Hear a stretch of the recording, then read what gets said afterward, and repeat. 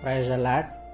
ఈ రోజుకి దేవుడు ఏర్పాటు చేసిన వాక్యము మత్తయి సువార్త 10వ అధ్యాయము 19వ వచనం నుంచి 22వ వచనం వరకు చదువుకున్నాము. వారు మిమ్మును అప్పగించినప్పుడు ఎలాగ మాట్లాడదము, ఏమి చెప్పుదము అని చింతపడకుడి.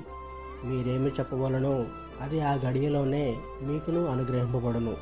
మీ తండ్రి ఆత్మ మీలో ఉండి మాట్లాడనే గాని మాట్లాడువారు మీరు కారు. సహోదరుడు సహోదరుని, తండ్రి కుమారుని మరణమునకు అప్పగించెదరు. పిల్లలు తల్లిదండ్రుల మీద లేచి వారిని చంపేదరు. మీరు నా నామము నిమిత్తము అందరి చేత ద్వేషింపబడుదురు.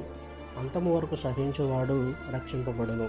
దేవుడి పరిశుద్ధ వాక్యమును దీవించునుగాక. ఆమేన్.